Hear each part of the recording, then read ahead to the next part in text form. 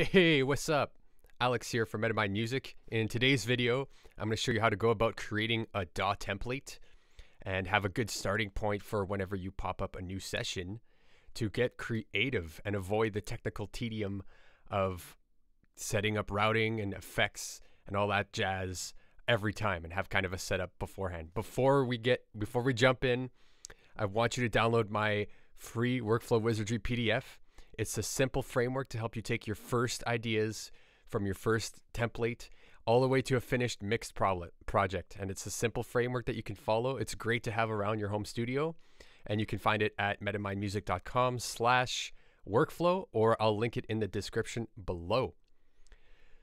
So for templates, the big philosophy I have behind having a DAW template is basically minimizing the tedious work of loading an EQ, loading a plugin, or creating a return track with a specific effect, or creating a new track for the same synth that you use over and over, right? To avoid all of that work over and over and have a good starting point to get you creative. It avoids all those repetitive tasks, and it keeps you in a flow state. Like when you have all your routing kind of set up in advance, it helps keep your mind in a creative place as opposed to an analytical place. And I think that's really important, especially for when you're starting to generate ideas right off the bat. You want to stay in that right brain thinking. You want to stay inside that creative, fun, playful mode, and not so much in the tedious menu scrolling, preset diving mode. And it enhances your creativity because it's just it helps you as soon as you load up a new session, let's say in Ableton or whatever DAW you're using, you're familiar with your workspace, and everything is typically laid out at a familiar place for you, whatever that may be. And I'll show you a little bit more about how I would go about it. But a good analogy for this is a painter, and a painter's, I forget what they're called, but their little plate full of their little paints before they paint on their canvas. And before they get started painting, they definitely select the colors they want to use. They might mix certain colors together to get other kinds of colors, or whatever it may be, mixtures, variations of their colors. And yeah, and this would be like a good analogy for what we're doing setting up a DAW template, is like basically having your palette of sounds or your palette of things you want to use to get creative ready to go. And this is more so a general template that I like to use as a starting point, but usually before starting a new song, I will definitely tweak all the sounds and find the sounds to best match the vision of what I'm trying to create, which I would call more so a project specific template, which I'll do another video about. But for this one, we'll just do a kind of a general one to show you how to get started. So for me to get started, I always have an audio track ready to record external audio, because I love working with external audio. I use electric guitar or guitars probably 95% of my music, so I always have it set up, routed to receive audio from input 1 of my interface, and I have it record armed, so that as soon as I open my DAW, if I have my guitar plugged in, I start playing, it'll immediately start receiving signal. And that just saves that tedious task of having to set it up every single time. And I'll usually pop on a plugin that I really like, this Neural DSP Plini, which is basically a virtual amp, and it has a virtual cab and some effects. And basically the tones you can get from this is great. An advantage of this is that as I record guitars through this plugin, you can then tweak all these effects afterwards. Or if I wanted to reamp it later with a real guitar amp, it recorded the DI signal, so I could do that quite easily. So that's kind of where I start. I always like to have some sort of external audio with my tracks. Next is I'll insert a MIDI track for the next thing, which I usually do bass, and I usually color it red, because for me, I always use the color red for bass. And I suggest that you also have a sort of color coordinated, color coded workflow in your template, so that basically whenever you look at a track in your sessions, you know what kind of track it is. So for me, whenever I see a red track, I know right away that it's playing bass. It's a bass track. And whatever colors you guys decide to choose, I suggest you just keep it consistent along with the way that you name your tracks, because that's super important to just keep your file naming consistent, so that if ever you're trying to look at your different tracks in their separate files, that the naming is consistent so that you never get lost, right? You never have trouble finding anything. And this comes from experience that you kind of want to stay organized right off the bat, as opposed to being disorganized or having bad habits like that, and then just having no clue where to find things once you're trying to look for them. So for bass, to get started, like I'll usually pop on, let's see here, an instrument and a wavetable, which is basically a wavetable synth. Let me open this. And basically, this is just like a basic sine wave that you can totally start to create all these different sounds and really start sound designing a bass sound. So this is typically where I'll start if I'm not recording real bass. So I'll usually have that loaded, ready to go before I even start, right? It's just down here. Next, I will Shift Command T to create a new MIDI track. And I usually color this orange, and I will name this drums. And I kind of like to see music as this structure, this living structure, right? And the way I see it is that bass is like the fundamental low frequency, the most, I guess, the base of the pyramid, if you want to see it as a structure. And then drums would be the movement, right? The pulse. So the next layer on top, I always put drums, right? And then for instruments, I'd probably throw on a drum rack. And I created this thing the other day, which is basically a drum kit that's routed to Superior Drummer. So once it loads here, so it's basically like a real kit, and I have it mapped out in a way so that I can play it pretty easily on my push, like.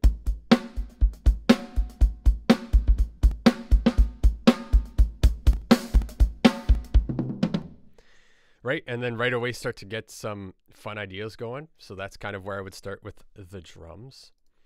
And it's on top of the drums, I usually like to have a separate track for percussion. And I'll rename this perk, short for percussion. And on top of having like a core drum track for your kick and snare, or like I'm using a Superior Drummer, like instead of just having one track for all your drums, I like to have a separate track for extra percussive elements, whether it's like a shaker or like a whole other drum rack with different actual drum samples, like whether they're like tablas or like bongos or other kind of weird percussion instruments, just to add variation, and also so that I can have independent control over it. So maybe I would go in here and find a drum rack that has some percussive sounds. So let's see what we can find. Perk.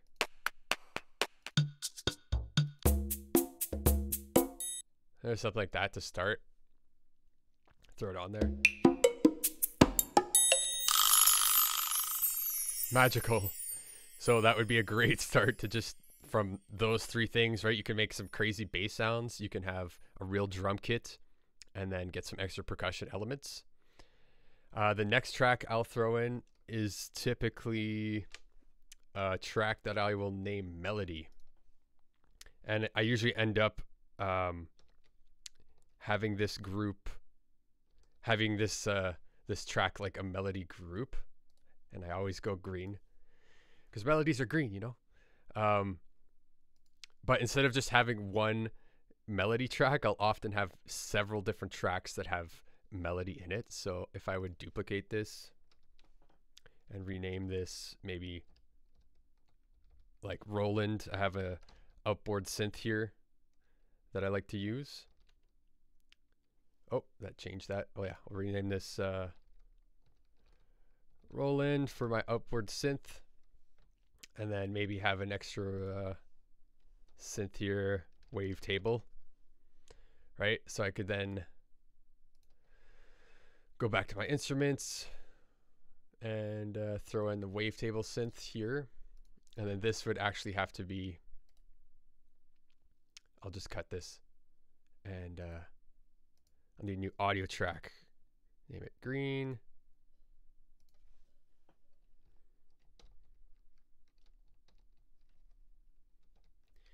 And then call this Roland. And then this would be audio 1, 2. And right now I don't have my synth routed, but if I wanted to route it, I would typically take the stereo outs, plug it into 1 and 2 of my interface, and then there we go. It would be ready to record on this. And this is bugging me that this is a different green. There we go. And then let's say these 3 tracks, I would then group Command G and then have a kind of a master melody track. I mean, a master melody group that has all of my melody tracks together. All right. And next, what I would typically do is, aside from melody, I like to have maybe a different instrument or a whole different track for a harmony. So I will go ahead and create that. Shift Command T, new MIDI track. I usually like to see this blue. As you can tell, I'm kind of creating a rainbow. And this I will call harmony. And it's just kind of what I like to go, how I like to think about making music. Like I will have kind of, once I have my bass groove going, my drums going, maybe a little extra spicy percussions, and then find like a main theme or melody. The harmony could either be another melody that's working with the main melody, typically in a harmonic fashion, or it could be like the chords. It could be like, if I find a chord progression I like, I might put that in the harmony and then have the melody be like the voice leading between those chords. So for this, like I could use the same synth, or I'm just going to change it up. Maybe I could use operator if you're using Ableton. This is all instruments that come with it. So operator, again, just a basic sine wave, but you can really get into the details here of routing and having fun with operator and all the different features it has. Start to do some sound design if you wish, or you could start with a preset, right? That makes sense, but I'm going to cover that in another video, more about the sound design to get your template more towards the vision of what you're wanting to create. But for now, we'll just start with this. And then on top of this, I like to have another track called Ambience or Sample. And sometimes I do this on the same track, but for this one, purple, because we got to keep the rainbow up. And I will name this Ambience. And like typically what I like to make when I make music, I always like to have some sort of ethereal layer in the back, even if it's not super melodic, more so like a pad, just to cover the super high frequencies spectrum. And I kind of like to see this as like if the bass and drums and percussion is the earth and your body, and something's very tangible, and the melody might be us communicating with each other and the more emotional side of communicating and expressiveness, and then the ambience would be like beyond our minds, beyond communicating with just our heads, and maybe like it's the sky, like just basically, when you zone out and stare into the sky, that inside sound. So for this, I could use another wavetable, but we'll kind of maybe use something different to get creative. So let's see here. Isotope. Maybe find a preset that's kind of super spacey.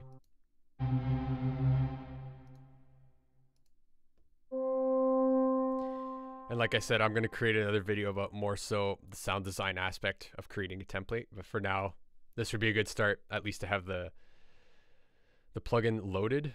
And then finally, the last track, another MIDI track. And we'll do this pink. Let's go pink. I'm going to rename this Sample. And this is another thing I really like, since I've dove into the more so electronic and Ableton workflow, I've really loved working with Simpler and samplers, but Simpler particularly, because with this,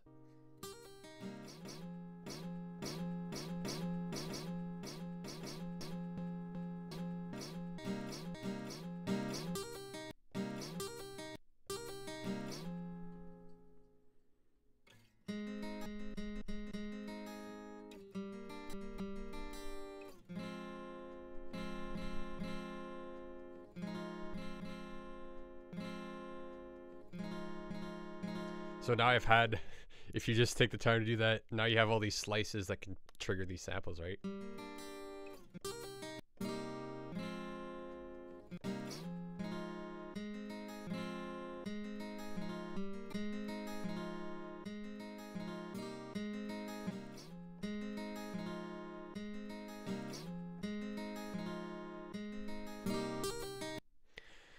Endless fun.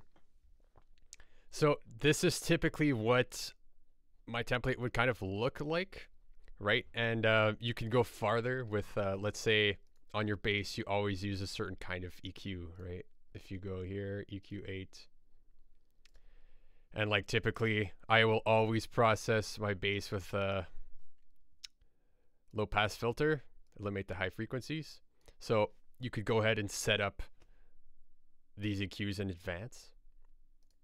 And drums, maybe I already have it loaded, a drum bus, but if you didn't have it loaded, you could go here. Ableton has a great plugin here, and this like has some saturation in it. It has different clipping options. It has, you can add drive. It has built-in compressor, boom, so you can enhance the low frequencies. So just have that ready. Maybe disable it. Same with the EQ here. Oh, where is it? Disable this, but it's just, at least it's loaded and ready to go. So instead of you, once you're starting to sound design and start even mixing, you don't have to consistently go back to find the plugin, load it. And even though it seems like very not much time, it does add up over time if you keep doing this over and over. And finally, what I like to do is always have some sort of return track going. So this is basically a track in which you send signal from your other tracks to then process or add effects to, and then mix it individually. So for example, if I wanted to throw in, let's throw in echo here. Okay, so that's a delay, really cool delay by Ableton. And that's on return track A. So let's say I was playing these drums. Oh, let's record and enable the drums. And send this to A. You hear that delay? So part of the signal is now going to that delay. So let's super like dubby.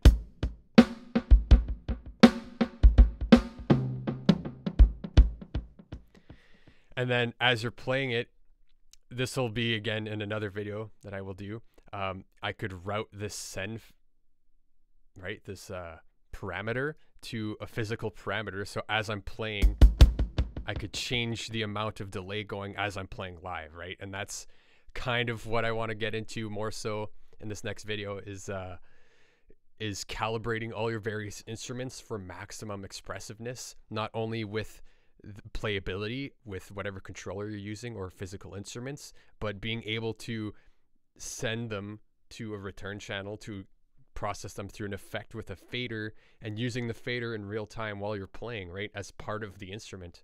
And I think this is a really great way to enhance your expressiveness and to like discover more sounds, and like just in playing drums with a very audible delay will very much modify the way you express yourself. And also, if you get deeper into programming or like routing the various parameters of expressiveness of your instrument to a hardware controller, the way that you can create sound in that way is so much faster and more intuitive than going into arrangement view and like manually plugging in all these effects or posting in samples like many people do. little tiny edits and all this stuff. Instead of doing it all through editing, you're doing it more through playing, right? Through playing an instrument that's been calibrated to create all these accidentals or effects or glitch noises or whatever it is that you're going for. And it will just greatly improve your workflow. And it's a lot more inspiring, to me at least, than plugging away with your mouse and your keyboard and editing samples, right? It's a lot more fun to play something. And then after you've played something, you can always go in and edit it afterwards, right? But then you have something, you have something with more, you have more to work with, right? As opposed to editing something into creation, you have something that's already very expressive and very dynamic that you're working with and editing that, as opposed to, you know, creating it with mouse clicks. So that would be one return track. And let's say the next one, I always like to have, most of the time, something for parallel compression. And this is where you would throw in something like, let's go with, yeah, this thing. This thing just crushes the sound, right? And giant drum sizer. That sounds about right. So I would send part of this drum again to this parallel compression.